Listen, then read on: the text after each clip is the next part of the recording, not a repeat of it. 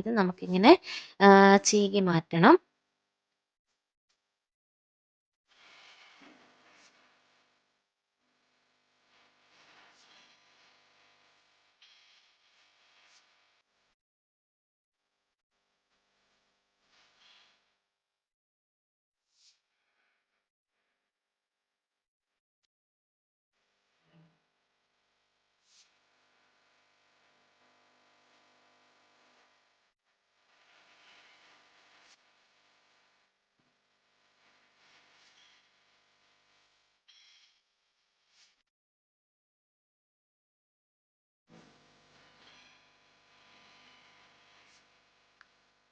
അപ്പം നമ്മൾ ഇതിൻ്റെ സ്കിന്നെല്ലാം റിമൂവ് ചെയ്ത് നല്ല വൃത്തിയാക്കി വെച്ചിട്ടുണ്ട്.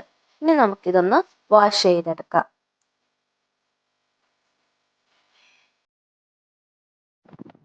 നമ്മളിത് നന്നായിട്ട് വാഷ് ചെയ്തെടുത്ത് വെച്ചിട്ടുണ്ട്. ഇനി നമുക്ക് ഇതിലേക്ക്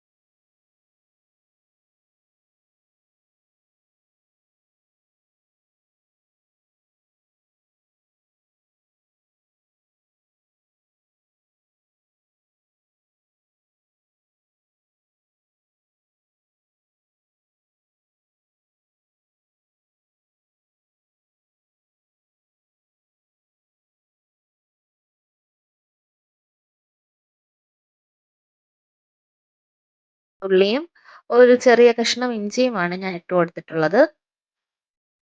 അതും കൂടെ ഒന്ന് മൂത്ത് വരുമ്പോൾ നമുക്ക് അതിലേക്ക് ഉണക്കമുളകും കറിവേപ്പിലയും ചേർത്ത് കൊടുക്കാം. ഉണക്കമുളക് നിങ്ങളുടെ എരിവിനനുസരിച്ച് ചേർത്ത് കൊടുക്കാവുന്നതാണ്. ഞാനിവിടെ ഒരു 5-8 ഉണക്കമുളക് ചേർക്കുന്നുണ്ട്. അത്യാവശ്യം എരിവ് വേണം.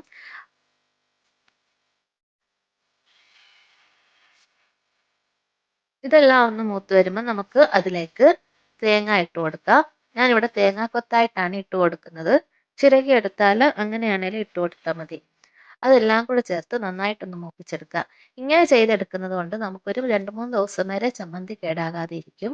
അപ്പോൾ ഇതെല്ലാം കൂടെ നന്നായിട്ടൊന്ന് മൂത്ത് വരട്ടെ. ഇനി നമുക്ക് എടുത്തു വെച്ചിട്ടുള്ള പുളി, ഒരു ചെറിയ നെല്ലിക്കയുടെ വലിപ്പത്തിലാണ് പുളി എടുത്തിട്ടുള്ളത്. അതും കൂടെ ഇട്ട് കൊടുത്ത് നമുക്ക് നന്നായിട്ടൊന്ന് മൂപ്പിച്ചെടുക്കാം.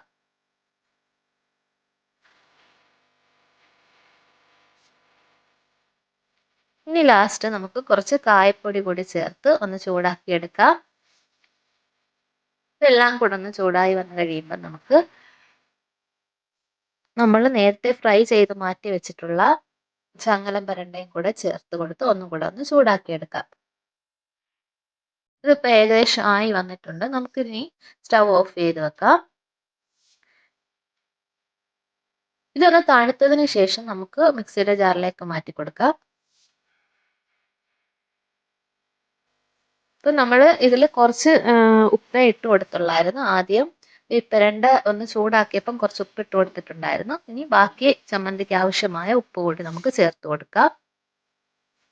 ചേർത്ത് കൊടുത്തിട്ട് നന്നായിട്ട് അരച്ചെടുക്കാം. ഈ ചാനൽ ആദ്യമായിട്ട് കാണുന്ന ആരെങ്കിലും ഉണ്ടെങ്കിൽ സബ്സ്ക്രൈബ് ചെയ്യാൻ മറക്കരുത് കേട്ടോ. അതുപോലെ തന്നെ തൊട്ടടുത്തുള്ള ബെല്ലൈക്കൺ കൂടി ഇനേബിൾ ചെയ്ത് വെക്കുക. അപ്പോൾ നമ്മളിടുന്ന പുതിയ വീഡിയോയുടെ നോട്ടിഫിക്കേഷൻ നിങ്ങൾക്ക് ലഭിക്കുന്നതാണ്. അപ്പോൾ ഈ ചമ്മന്തി എല്ലാവരും ഒന്ന് ട്രൈ ചെയ്ത് നോക്കണം. വളരെ ടേസ്റ്റിയാണ്, അതുപോലെ തന്നെ ഒരുപാട് ഹെൽത്തിയുമാണ്. അപ്പം എല്ലാവരും ട്രൈ ചെയ്ത് നോക്കുക. നിങ്ങളുടെ അഭിപ്രായങ്ങളൊക്കെ അറിയിക്കുക. അപ്പം അടുത്ത വീഡിയോയിൽ കൂടെ നമുക്ക് കാണാം. Thanks for watching.